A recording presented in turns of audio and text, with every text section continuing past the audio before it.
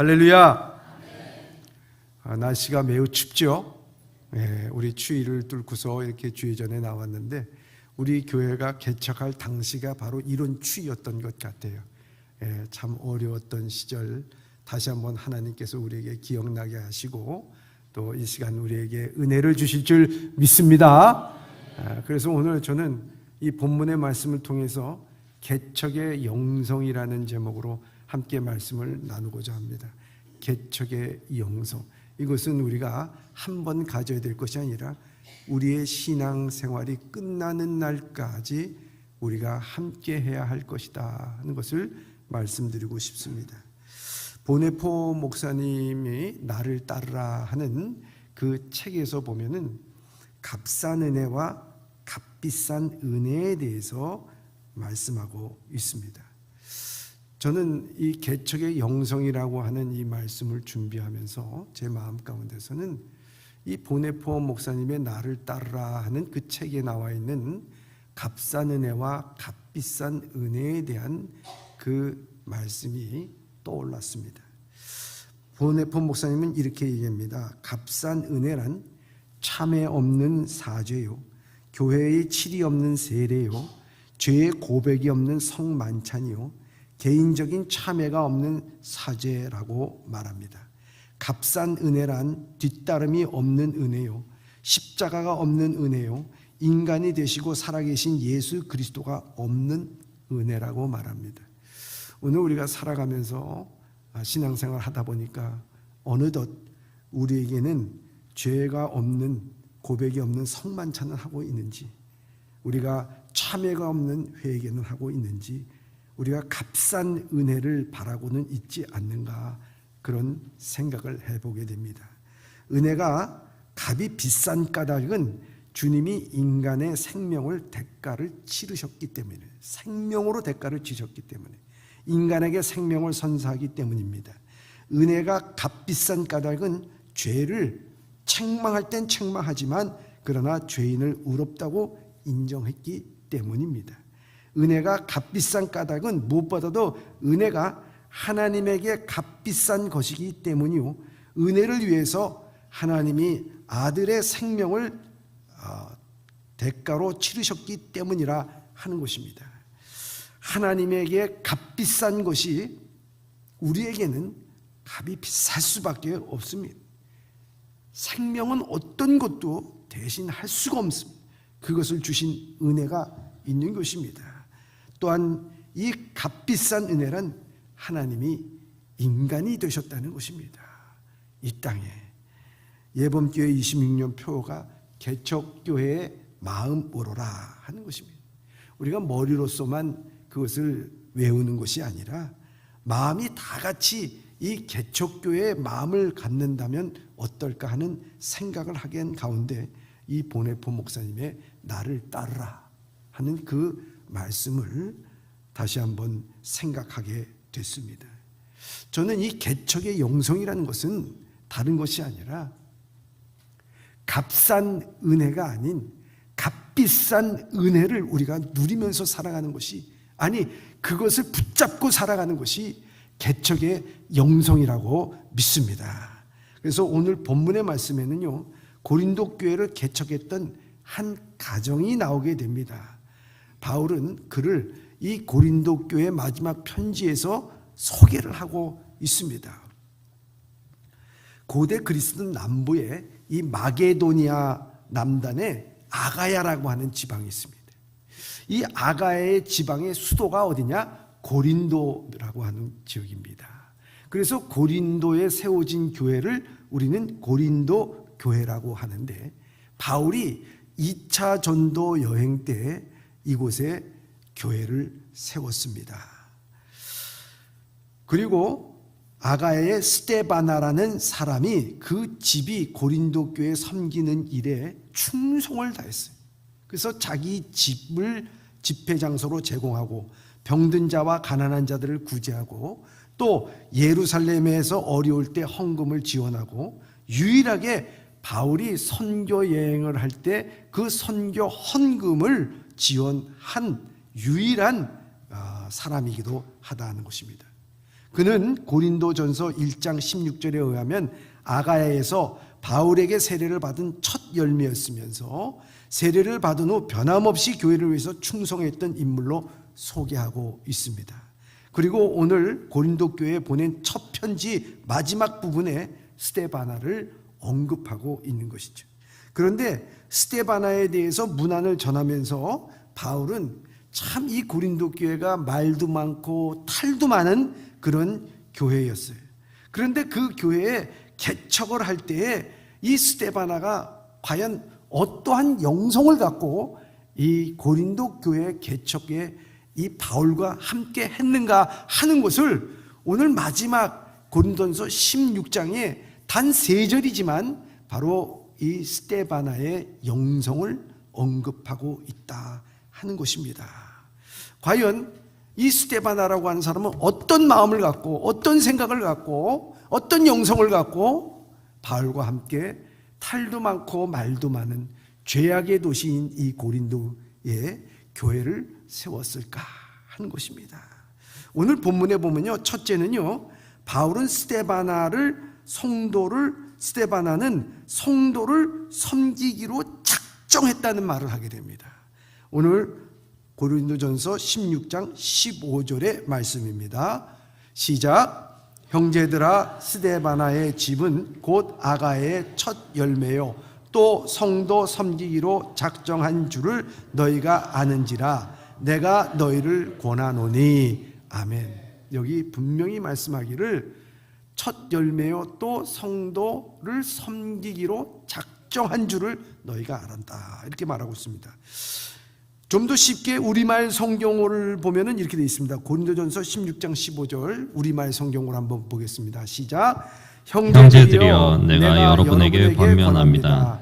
여러분도 잘 알고 있겠지만 스데반의 가정은 아가야 지역에서 가장 먼저 믿은 첫 열매요 또한 성도들을 섬기는 일에 몸바쳐 헌신한 가정입니다. 아멘. 저는 저 밑줄을 성도들을 섬기기에 몸바쳐 헌신한 가정입니다. 여기에 밑줄을 걷어요. 예. 왜 저기에다 밑줄을 걷냐 하는 것입니다. 스데반이 바울이 사도행전 17장 34절에 에덴에서 복음을 전할 때 아마 그때 복음을 받아들인 것 같습니다. 그래서 바울에게 세례를 받았습니다. 그리고 아가야에 와서 자기 지방에 와서 가족들에게 복음을 전했습니다. 그런데 이 가족들에게 전한 이 복음을 통해서 바울이 뭐라고 했냐면 저는 첫 열매라고 얘기합니다. 이 첫 열매는요, 이 스데바나만 믿은 게 아닙니다. 스데바나가 예수 그리스도를 구주로 영접한 다음에 그 집의 모든 사람들이 섬기기로 예수 그리스도를 구주로 영접했다, 이렇게 되어 있습니다.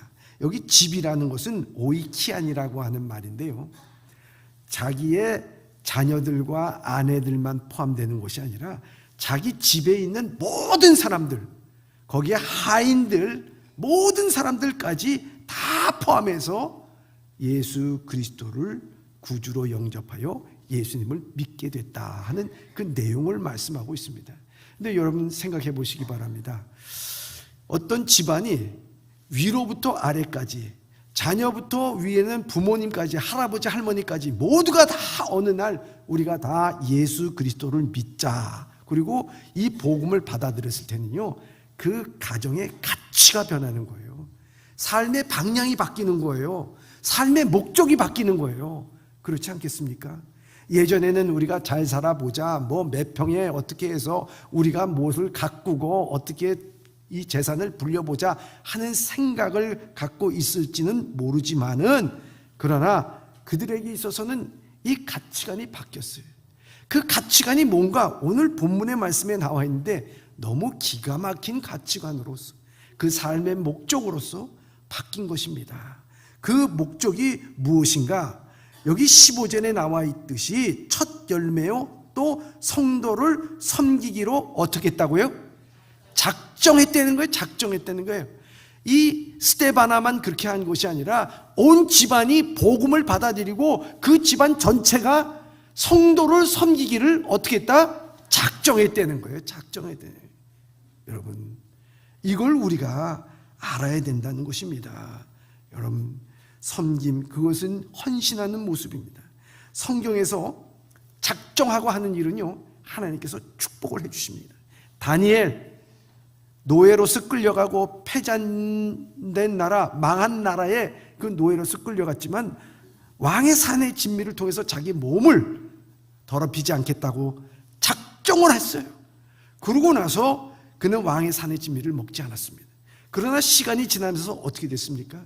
그의 얼굴은 더 산의 진미를 먹은 사람보다도 환하고, 그 얼굴이 더 빛났다고 하는 거 아니겠습니까? 그 작정하고 나니까 그는 사자굴 해도요, 그는 거침없이 들어갔어요. 여러분, 작정하고 하면은요, 못할 게 없어요. 여러분, 내가 작정을 안 해서 그렇지, 여러분들 작정해 보세요. 내가 예배를 갖다가 나는 1시간이 아니라 2시간, 3시간 드리겠다라고 작정하면요, 그 작정하는 사람을 말릴 수가 없습니다. 바울이 내가 생명을 걸고 복음을 전하겠다고 작정을 했어요. 그렇게 되니까 강도의 위험, 강의 위험, 뭐 태장의 위험, 어떤 위험이 있더라도 바울을 막지 못하는 것입니다. 여러분, 이렇게 작정한다는 것이 중요한 거예요. 여러분, 어떤 사람이 예수를 믿고 나서도요, 난 더 이상 남에게 험담하는 말은 하지 않겠다고 작정을 했다는 거예요.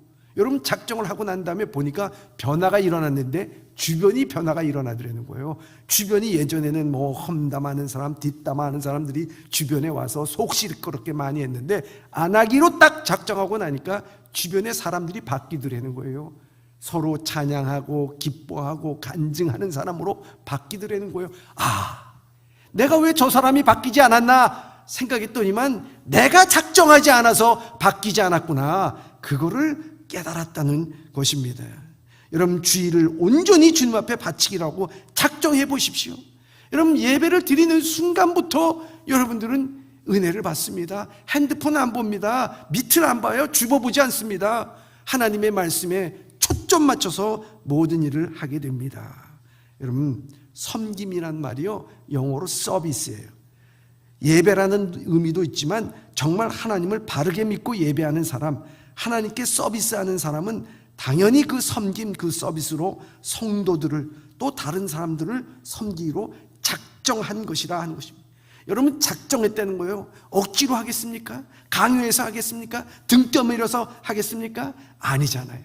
자발적으로 섬기기로, 몸을 바쳐 섬기기로 헌신했다 하는 것 아니겠습니까? 무엇이 되느냐보다도요, 어떻게 사느냐가 참 중요하다 그러잖아요. 내가 어떤 직업을 갖고 장차 내가 어떤 일을 하고 어떤 일을 내가 해야 되냐, 지금 현재 내가 직업이 뭐고 현재 무엇을 하느냐가 중요하지 않다.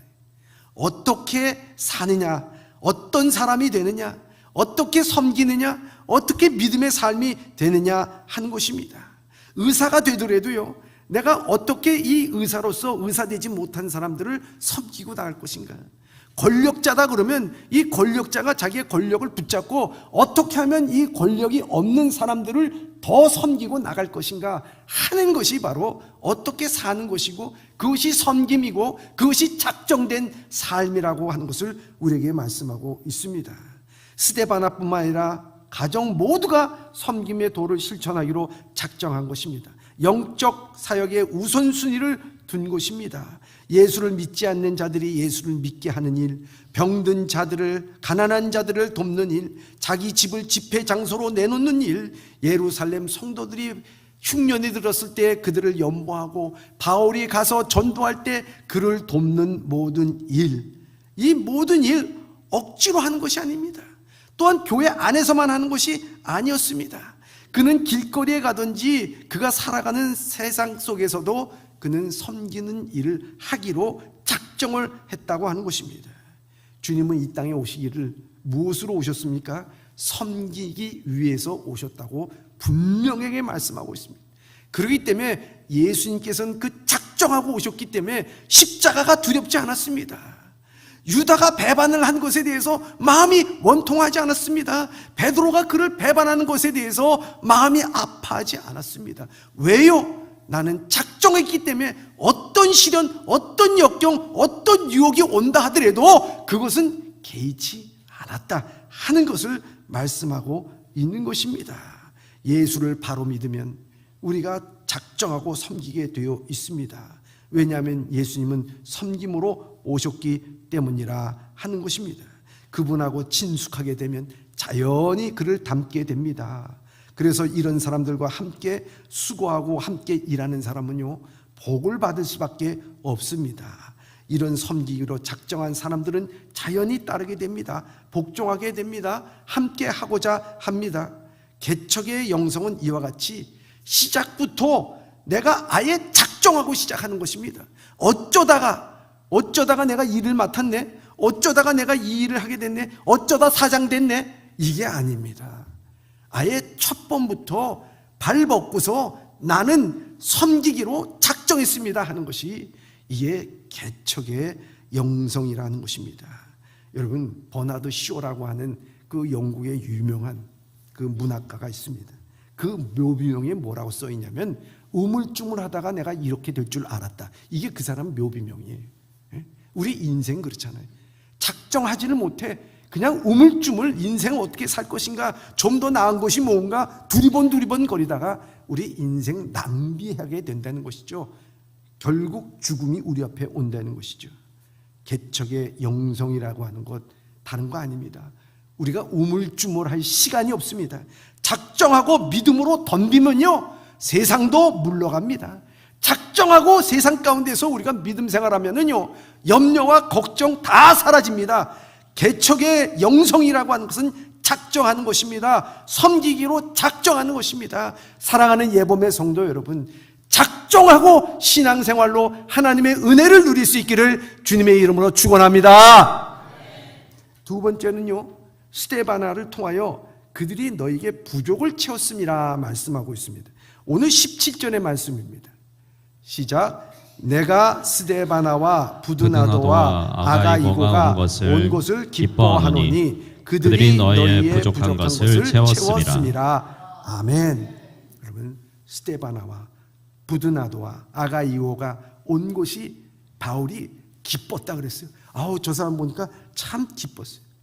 여러분, 만남은 기쁜 사람 있지 않습니까?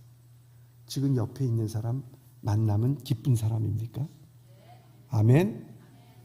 여러분, 옆에 있는 사람 만나면 기쁜 사람입니까? 아멘. 좋습니다. 함께 있으면 좋은 사람. 어떤 자리, 어떤 곳에 오는 것이 기쁨이 아니고 오히려 거부감이 있다면 불행한 일입니다. 그러나 스데바나, 부드나도, 아고이고, 이 사람을 보니까 너무 기뻐한 거예요. 고린도 교회에 기쁨을 줄 사람을 확신하면서 소개를 한 거예요. 바울이 이렇게 기뻐했던 이유가 무엇인가 하는 거예요. 그것은 다른 것이 아니라 오늘 본문에 나와 있는 것처럼 그들이 너희의 무엇을 채웠다고요? 부족한 것을 채웠다고 말씀하고 있습니다. 부족한 것을. 여러분, 고린도 교회에 부족한 것, 그들이 물질적으로 궁핍할 수도 있습니다. 믿음이 부족할 수도 있습니다. 여러분, 사랑과 나눔이 부족할 수도 있습니다. 특별히 이들은 고린도 교회를 향하여 바울의 충고와 애정을 대신하여 전해 주었습니다. 뿐만 아니라 이 고린도 교회의 모든 문제를 또 바울에게 전해 줌으로 말미암아 이 바울이 그들을 영적으로 케어하고 영적으로 돌보기에 큰 기쁨을 줬다는 것입니다. 서로에게 애정이 넘치도록, 서로에게 사랑이 넘치도록 해주는 사람이 있습니다. 이쪽 사람에 가서도 좋은 말, 저쪽 사람에 가서도 좋은 말. 이분이 어떻게 이렇게 좋은지 몰라요. 이분이 이렇게 훌륭한 분인지 몰라요. 얼마나 말을 전해 듣는 사람도 기쁘고 그 주인공도 기쁘고 전하는 사람도 기뻐. 세 사람이 다 기뻐요. 그렇잖아요. 그런데 그렇지를 못해. 이쪽에 가서도 부정적인 말, 저쪽에 가서도 부정적인 말, 이쪽에 가서 저 사람에 대한 부정적인 비난의 말, 이쪽에 가서 저쪽에 있는 사람의 부정적인 말. 그러면요, 세 사람이 망한다는 걸 알아야 돼요. 말하는 사람이 망하고요, 듣는 사람이 망하고요, 그 말의 주인공이 망해요. 세 사람이 다 망하는 거예요, 여러분. 얼마나 안타까운 일입니까? 세상에 보면 만나기 싫은 사람이 있습니다. 예수를 믿으면서도 같이 있기 싫은 사람이 있습니다. 어떤 경우에 보면 그 사람 때문에 교회 나가기 싫다는 사람을 보게 됩니다. 왜 그렇습니까? 부족한 것을 채워주는 것이 아니라 있는 것을 뺏어가, 또한 부족한 것을 꼬집어 상처를 내기 때문입니다. 상대방의 약점을 들추어내 상대방의 허물을 온 교인들에게 말해야 시원합니다. 이런 사람은 만나면 기쁨이 되지 않습니다. 죄인들을 위하여 모든 것을 주시고 목숨까지 주시며 십자가에 달리신 예수님을 본받는 것입니다. 하나 받지 않아도 10개를 주는 인간관계, 이렇게 살면 손해볼 것 같이 생각하지만 그렇지 않습니다. 주고도 사는 것이 우리 신앙인의 인생관입니다. 주면 가난해지는 것이 아닙니다. 주면 부자가 되는 것입니다. 남을 배려해주고 내 자존심이 상처가 나고 내가 낮아지는 것이 아닙니다. 남을 배려해주고 내가 낮아지면 내게 유익이 오고 내가 높아지는 것입니다. 다른 사람의 점을 헐뜯고 비난하여 자기 유익을 얻으려고 하면 결국 자신도 망하게 되고 그 공동체도 어려움을 겪게 된다는 것입니다. 제가 요즘에 그 샘터라는 그 잡지를 보니까 이런 글이 있어요. 선천성 장애인으로 지체장애 1급 병명은 척수성 근위 축증이라고 하는 척수병으로 자신의 의지로는 손가락, 발가락 하나 겨우 꼼지락거리는 수준인 김창기 천년의 이야기가 실렸습니다. 하늘중앙교회에 감리교회에 출석하고 있는데 지금 서울대학교 경제학부 2학년에 재학 중이라고 얘기합니다. 휠체어 없이는 도저히 일상생활을 할 수가 없는 사람입니다. 지금 오늘날 내가 있기까지는 나의 부모님과 그리고 신앙이라고 고백을 합니다. 2살 되던 해에 그는 의사가 얘기하기를 이 아이는 15살이 넘기기가 힘듭니다 얘기했다는 거예요. 그래서 전국에 돌아다니면서 고치기를 애쓰고 유명하다고 하는 한약방 또 의사들은 다 찾아다녔는데 거기에 대해서 아무도 고치지를 못했다는 거예요. 실망과 좌절과 낙심이 가득 찰 것 아니겠습니까? 그래서 그는 종소리가 울리는 교회로 갔다는 거예요. 교회 가니까 너무 마음이 푸근하고 그 교회를 나게 되니까 세상에 소망이 없는 사람들에 대해서 따뜻하게 맞이해주고 인사해주고 어쩐이라고 생각하며 그 이야기를 들어주고 기도하는 가운데 힘을 얻었다는 거예요. 용기를 얻었다는 거예요.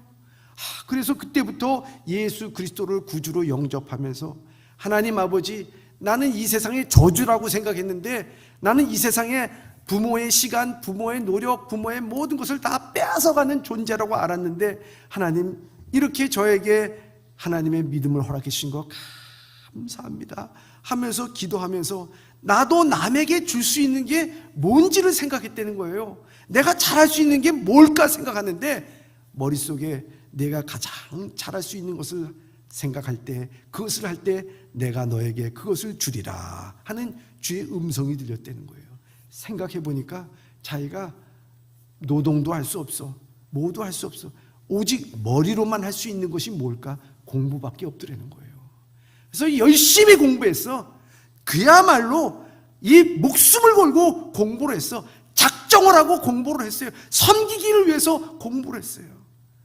그러자 그를 알아보는 사람이 생기게 되고 그는 서울대학교에 입학을 하게 돼서 많은 사람들에게 용기와 힘을 주면서 그는 말하게 됩니다. 저는요, 결코 이 일은 하나님이 아니면 해낼 수 없는 일이었습니다. 그러나 지금까지 15살의 생명이 끝날 수밖에 없었던 나를 지금까지 인도하시고 보살펴 주신 하나님의 은혜에 감사합니다 하면서 그는 간증을 하는 것을 볼 수가 있습니다.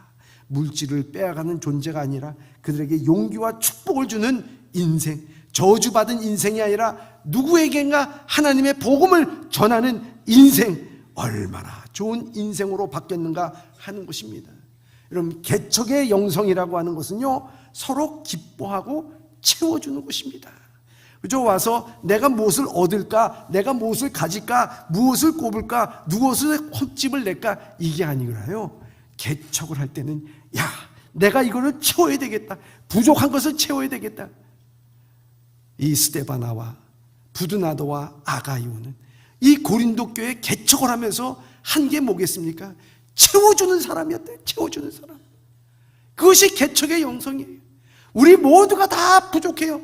그러나 우리가 채워주는 사람이 될 때는 더 풍성해지고 더 기쁨이 생기고 더 즐겁고 하나님의 은혜가 넘쳐나게 될 줄 믿습니다. 우리 모두가 이와 같이 채워주는 사람이 되기를 주님의 이름으로 축원합니다. 마지막으로 이 개척의 영성은 주인의 마음을 시원케 한 사람이라고 말하고 있습니다. 오늘 본문의 말씀 18절의 말씀입니다. 시작. 그들이 나와 너의 마음을 시원케 하였으니 그러므로 너희는 이런 사람들을 알아주라. 아멘. 이 말을 할 때는요, 말도 좀 답답하게 하지 말고 좀 시원하게 하시기 바랍니다. 다시 한번 읽을 때 너희 마음을 시원케 하였으니 좀 이렇게 읽어봐 주시기 바랍니다. 시작. 그들이 나와 너희 마음을 시원케 하였으니 그러므로 너희는 이런 사람들을 알아주라. 아멘. 여러분, 누군가 여러분들의 마음을 시원케 했어. 여러분 속이 다 뻥 뚫려. 여러분들이 힘이 나겠습니까? 안 나겠습니까? 나지요. 저 사람만 보면 너무 답답해. 아, 왜 이렇게 답답해? 여러분, 근심과 걱정이 된다면 어떻게 했습니까? 여기 영어 성경에 보면요, They refreshed my spirit and yours라고 되어 있어요. 리프레시드 시키는, 원기 회복시켜준다는 거. 왜 원기? 용기와 격려를 주고 새 힘을 주는 사람이라 하는 것입니다. 여러분, 제가 누구를 소개할 때 이분이요, 집사님 최고입니다. 무슨 일을 맡기던지요, 그냥 두 번 말할 필요가 없어. 모든 일을 너무나도 알아서 착착 해나갑니다. 얼마나 좋습니까? 얼마나 좋어요. 근데 소개할 때 글쎄요, 그분 참 답답한 사람입니다. 비비 꼬인 사람이고 말하기도 쓰인 사람, 짜증나는 사람입니다라고 소개하면 어떻게 되겠느냐 되는 것입니다. 다른 사람에게 불쾌감을 주는 사람이 있는가 하면, 다른 사람의 마음에 감동을 주는 사람이 있어요. 그 사람을 만나면 마음이 답답해지게 하는 사람이 있는가 하면, 그 사람을 만나면 반갑고 행복해지는 사람도 있습니다. 그 사람을 만나면 괜히 걱정거리가 떠오른 사람이 있는가 하면, 그 사람을 만나면 즐거움이 커지는 사람이 있습니다. 그 사람을 만나면 괜히 기분이 나빠지는 사람이 있는가 하면, 그 사람을 만나면 저절로 힘이 솟고 용기가 나는 사람이 있습니다. 여러분들은 어떤 편의 사람이 되고 싶습니까? 아니, 하나님 앞에서 여러분들은 어떤 사람이 되기를 원하는가 하는 것입니다. 여러분, 우리 예범의 공동체에서 우리 일들이 있어요. 많은 일들이 있습니다. 그 일 앞에서요, 우리가 마음을 시원케 하는 사람들, 믿음으로 할 수 있습니다, 하겠습니다, 해보겠습니다 하고 믿음으로 덤비는 사람은요, 온 성도들에게, 하나님에게 마음을 시원케 하는 믿음의 사람이 될 줄 믿습니다. 그래서 16절에는요, 그들에게 복종하라 그랬어요. 그러니까 그들의 노고와 수고와 그들이 하는 일에 대해서 권위를 인정해 주고요, 18절에는 그런 사람들을 알아주라는 거예요. 인정하라는 거예요. 인정하라는 거예요. 여러분, 우리가 인정을 받아야 되는 거예요. 여러분, 그렇지 않습니까? 여러분, 이 상사에게도 인정받지 못하면요, 평사원들에게도 인정받지 못해요. 손님들에게 인정받지 못하면요, 그 가게에 매상을 올릴 수가 없는 거예요. 성도들이 서로 인정해 주지 않으면요, 하나님도 인정하지 않아요. 여러분, 그걸 알아야 돼. 우리는 인정받는 사람이 돼야 된다 하는 거예요. 그래서 솔로몬은 잠언에서 충성된 사자는 그를 보낸 이에게 마치 추수날의 얼음 냉수와 같아서 주인의 마음을 시원케 하느니라 우리에게 말씀하고 있습니다. 사랑하는 성도 여러분, 문제를 해결하는 사람이 되어야 됩니다. 문제를 부풀리고 얽히도록 만들지 말고 해결하는 사람, 그런 사람이 충성된 사람입니다. 중심이 있는 사람, 충성된 사람입니다. 복잡한 문제가 다가오면 다가올수록, 어려운 문제가 다가오면 다가올수록 작정하고 섬기기로 작정하고 채우기로 작정하고 내가 이 모든 문제에 대해서 주의 영광으로 본을 받는 자가 되기 위해서 그 모든 마음을 시원케 해줘야 되겠다 하는 마음으로, 주님의 마음을 시원케 해야 되겠다는 마음으로 우리가 작정하고 나갈 때 우리 앞에 거칠 것이 없고 우리 앞에 방해물이 없고 우리 앞에 주님이 주신 능력으로 모든 일들을 해나가게 될 줄 믿습니다. 이러한 개척의 영성을 갖고 승리할 수 있는 우리 예범의 성도들이 다 되시길 주님의 이름으로 축원합니다. 구호 한번 외치겠습니다. 개척교회, 개척교회, 개척교회, 할렐루야. 기도하겠습니다.